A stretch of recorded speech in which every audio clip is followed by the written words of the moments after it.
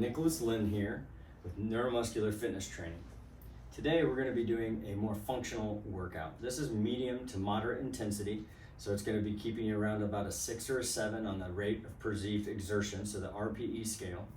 So again, if you find yourself getting closer to the 8 or 9, then you might only do one round of this exercise until you can get better conditioned to where you feel like you're at a 6 or a 7, and then add on a second or third round. So today we're going to be demonstrating one round, and then we're going to, if you would like, you can do a second and third just by restarting the video.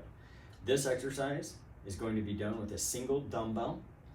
For most men, you're going to use anywhere from a 15 to 30 pound dumbbell. I'm using a 20 pound. For most females, it's going to be anywhere from a 5 to a 12, 15 pound. And obviously some women can even use a 20 and 25. So really understanding your body, if you need help with that, please let us know. We can definitely give you some consultation and support to better pick a weight that is appropriate and a resistance that is appropriate for your body's needs and your current abilities. So without further ado, we'll go ahead and jump into this functional, more circuit-based strength training workout. Very dynamic, a lot of movement, but also at the same time, we want you to do it with control and precision as far as we're trying to have you do a similar path. We are recommending that you do a certain number of repetitions or for a period of time. However, you need to listen to your body and respect what it can do. Also understanding that today is a functional exercise, and when we do more functional exercises, you show up with what you have, you give it your all, and then you try to make corrections within reason at another time.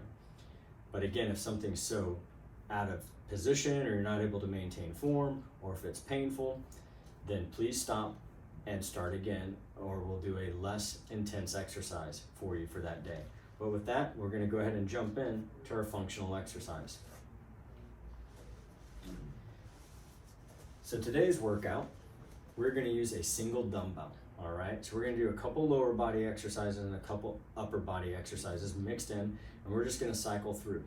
This video is only going to have us doing one round, but again, if you want, you can stop and do a second and a third, especially if your conditioning level is high enough.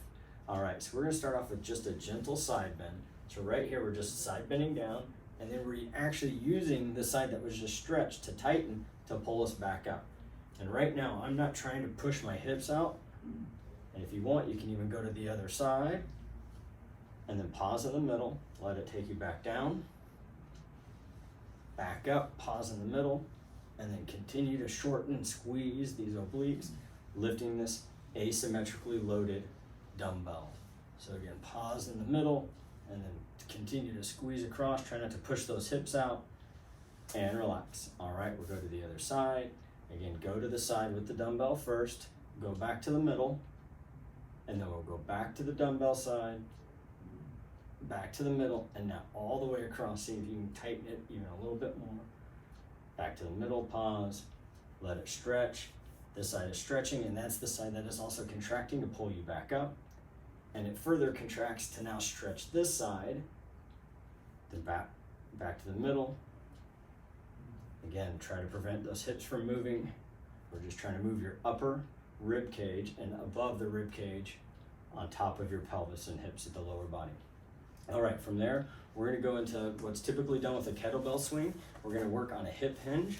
So what we're gonna do is we're just gonna swing this dumbbell out, bending at the knees, kind of squatting down, keeping this hand, but hinging at the hips. And really explode, pushing through your hips. We're not trying to really use the arm, just let the arm go along for a ride. And now we'll switch sides. So again, we're squatting and thrusting. Breathing out as you pop through, squat down, hinge the hips, extend, press, let the weight and arm go with the ride.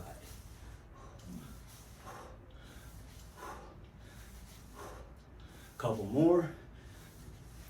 All right, now we're immediately going to go into a single arm shoulder press. So here you want to do a staggered stance. We're going up, nice, slow, controlled on the way down. Up quick, down slowly. If you need to, you can kind of use your knees a little bit to help hop, bend, and hop up into it. If it's easy for you, you try to do a more isolated shoulder motion. And here I am keeping my elbow aligned with my shoulder, or attempting to, and then we're just taking that dumbbell straight to the ceiling. Good control.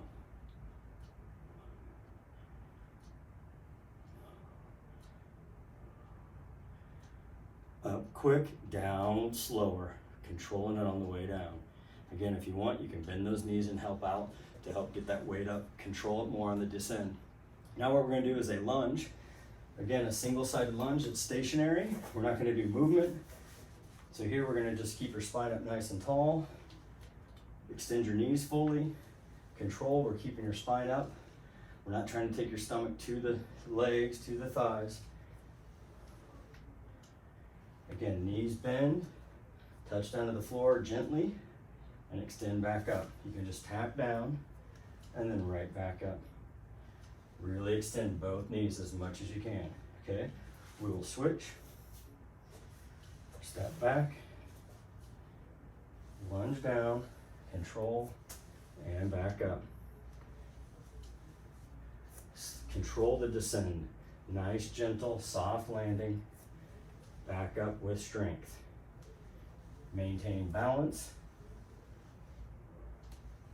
Breathing out as you go back up. Well, now we're going to jump into our single arm dumbbell elbow flexion. So here, we're just slowly control. We're doing palm up, supinated position. We're trying to keep the elbow back. Try not to let the elbow go forward.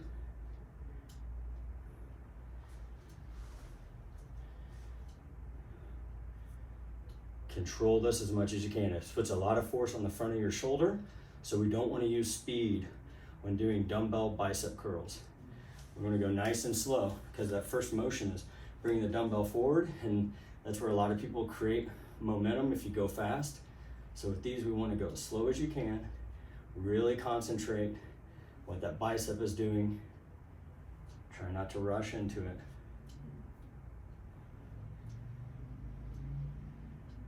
Good, nice control. Again, prevent your elbow from flaring forward. Let it go to full extension. Squeeze the bicep at the top. Good control. All right. We're now going to hold the dumbbell with both hands. We're going to take our feet out. We're going to drop down to our heels. Right back up. Drop down. Wide squat. Take those knees out. Drop. Keep your heels on the floor. Chest and chin up. Your knees are going out, and then you're thinking about bringing your thighs and knees back to the center. They're going away, squeezing back together. Away, think about you're almost like zipping your legs and thighs together. Good, this time we're gonna lower the weight, drop it to the floor. We'll use that lunge to get back down, or we'll do some stuff for the back of the arms. So now we're gonna do the tricep extension. So here you might have to go a little bit lighter if you have it, or you can go with both hands. I'm gonna do a single. I'm gonna keep my hand right in the middle of the dumbbell, and I'm gonna take it back. Good control. I'm just monitoring what my upper arm is doing from my shoulder to my elbow. Try not to let it move, especially as the dumbbell goes back and then down. That upper arm likes to do a lot of movement. We're trying to keep it perfectly still, only moving the elbow joint. Keeping it nice and tight. If you want, you can stabilize your arm. You can even hold it over the top just to provide a little extra stability. But eventually we want to get to where this arm has enough shoulder strength and shoulder stability that you can do this without stabilizing. Okay, we'll switch sides. Good control. Slower on the way back down. Good. Exploring how does it feel across your joint, across that elbow, through the forearm, through the wrist and hand. One shoulder feel less stable. Again, you can stabilize it over the top if you want to provide a little bit more. Help that shoulder out. Help the tricep out. Bringing it over here is just kind of more monitoring it.